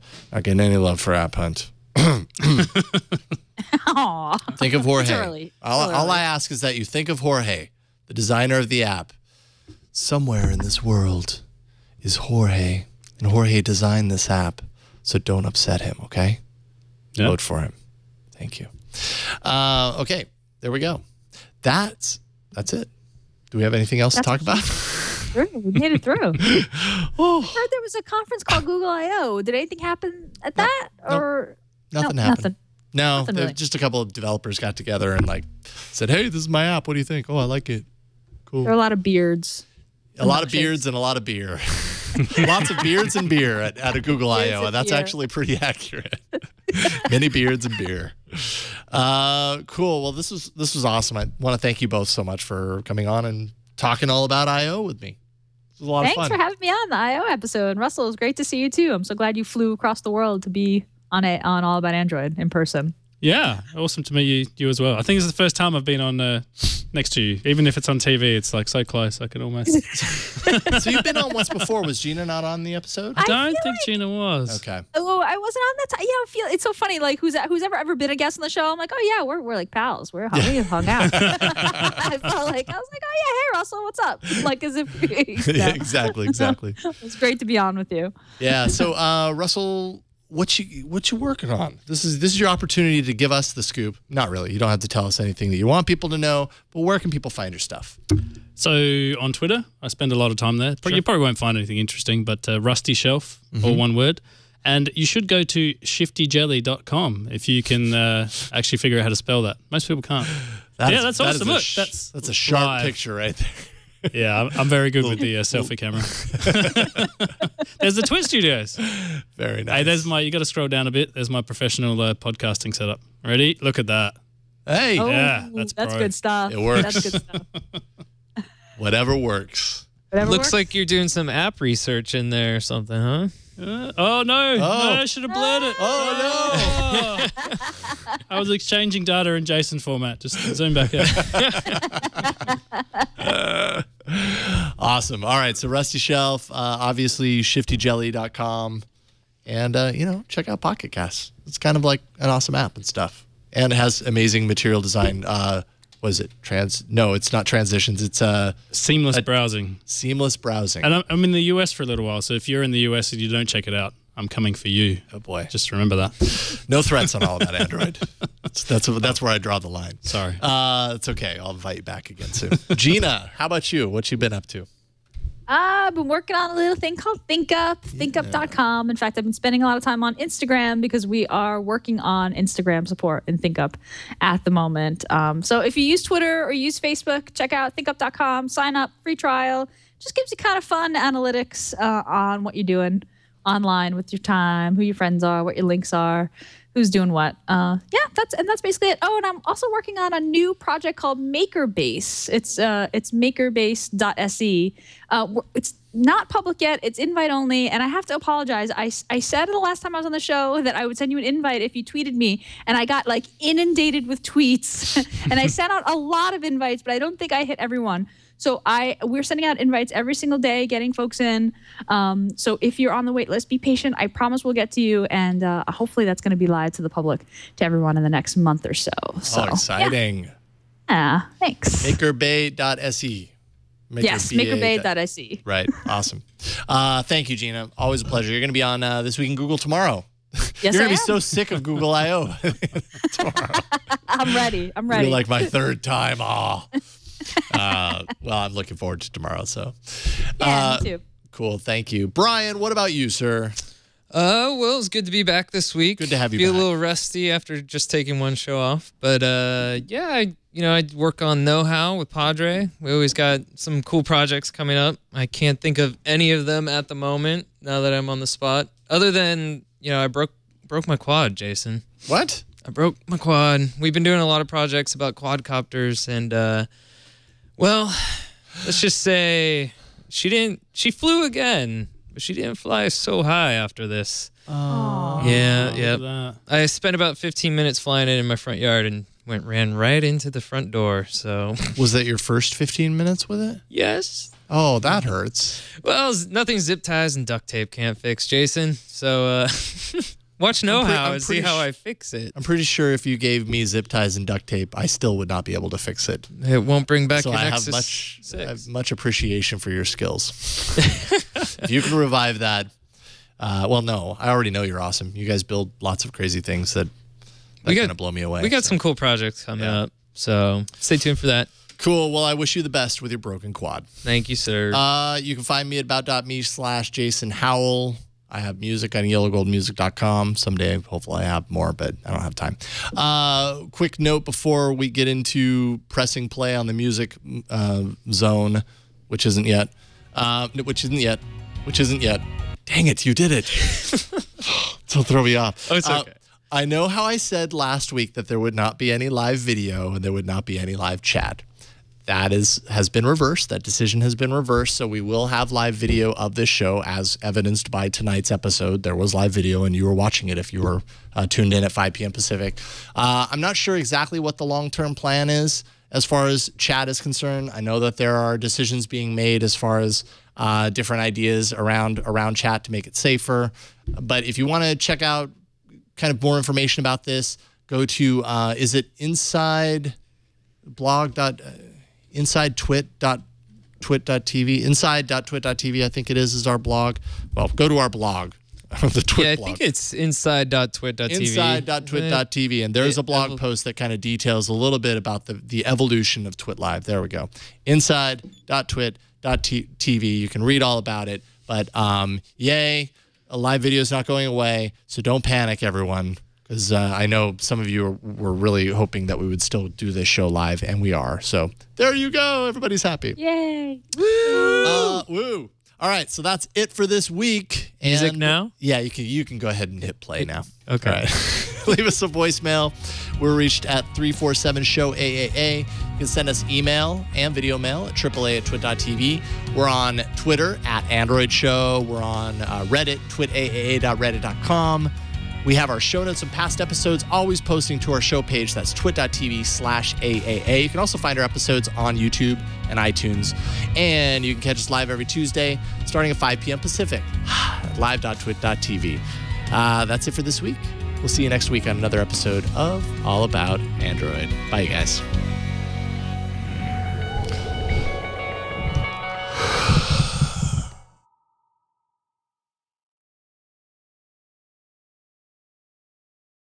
Oh, you did not. You took a screenshot of it, you jerk.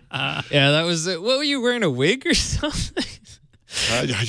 I was messing around with it, before we ended the show, and I was debating bringing it in, but I couldn't stop laughing every time I saw it. Something about those eyes. I don't know. Oh, I'm sorry. Oh. Hey, You ask. Now we got a face smash thing going on.